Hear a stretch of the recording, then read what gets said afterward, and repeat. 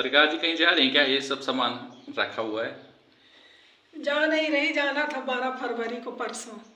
तो संजय गौतम जी की बेटी की शादी थी। उन्होंने कहा था दीदी सरकार अगर आप नहीं आएगी तो मेरे घर की द्वार की शोभा बिगड़ जाएगी, शान है आप मेरी, दीदी सरकार आइए।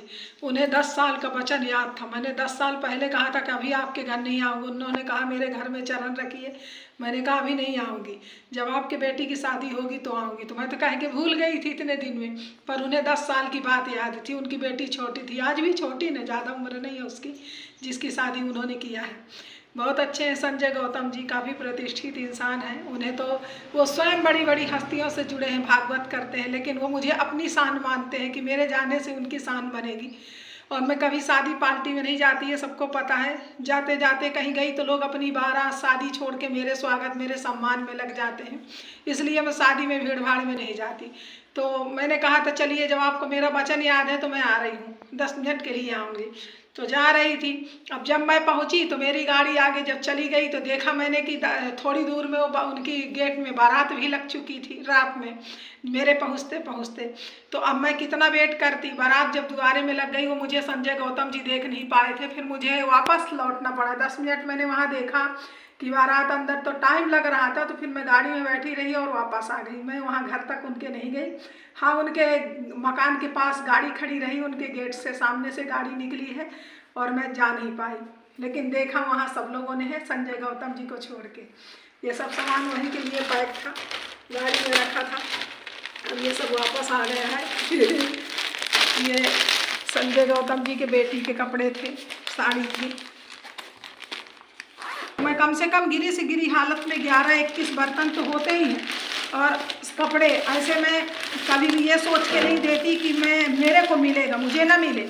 मैं लाखों लोगों को दे चुकी, लेकिन मैं कभी किसी से मिलने की उम्मीद करके नहीं दी। ये सबसे कहना चाहती हूँ कि मिलने को मत सोचो, जिसको दो तो दे दो। मैं गिफ्ट कहीं भी कुछ भेजती हूँ देती हूँ तो ये कभी नहीं सोचा। लाखों जगह दिया है, मुझे भूल गए, मैं कभी याद भी नहीं करती, देने के बाद मैं भूल भी जाती हूँ। ये लड़की के माँ के कपड़े थे, ये दामाद जी के लिए कपड़े थे, उन्हीं के दामाद के लिए सफारी।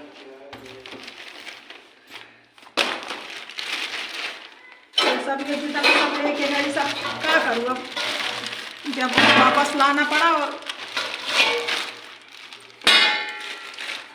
सब पूरे बर्तन सब वापस आ गए, जैसे गए वैसे आ गए। मैं क्या करूँ।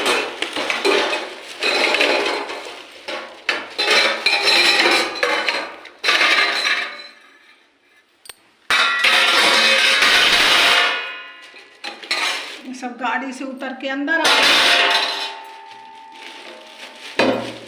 संजय गौतम जी मुझे दीदी भी कहते हैं, गुरु भी मानते हैं। और मैं जब कहीं भी कभी गई तो खाली हाथ नहीं गई, तो उनके यहाँ मैं कहते कुछ तो मैं नहीं ली थी, हल्का फुल्का सब ली थी, लेकिन बारात नहीं लगती तो मैं अंदर तक जाती। बारात लग गई तो उसमें टाइम लगने लगा, तो मुझे हटना पड़ा था वहाँ।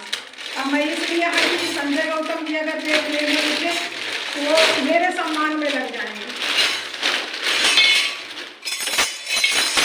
क्योंकि एक बार अंगद सोनी जी शादी कर रहे थे, साड़ी के थोक व्यापारी हैं।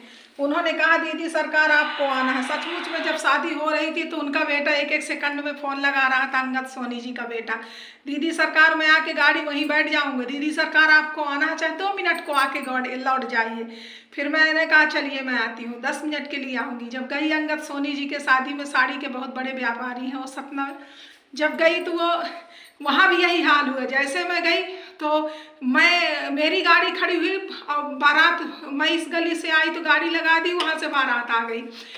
तो उन्होंने देखा कि बारात आ गई दीदी की गाड़ी, तो मैं मुड़वाने लगी वापस आने के लिए। तो उनका लड़का की नज़र जैसे मेरे लिए इंतज़ार करते खड़े हों लोग, तो उनकी नज़र मुझ पर पड़ गई। वो ले के माला आरती फूल दौड़ पड़े, थाली वाली की दीदी सरकार के पैर धोए। मैंने कहा मैं यहाँ पैर वैर नहीं धुलाऊंगी, मैं कभी किसी से कहीं पैर नहीं धुलाना पसंद करती।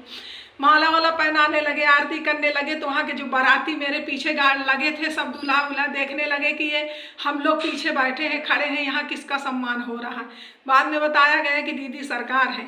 तो इसलिए मैं किसी के शादी में जाना नहीं चाहती, किसी के पार्टी कार्यक्रम, हर किसी की इच्छा होती है एक बार दीदी आ जाए। इसी चक्कर में नहीं जाती कि मेरे कारण लोग अपना कार्यक्रम छोड़ के मेरे पीछे सम्मान में लग जाते हैं। ये मैं नहीं चाहती लोग अपना काम करें, मेरे पीछे ना लगो, अपने बेटी की शादी है तो। जय श्री राम, हर हर महादेव।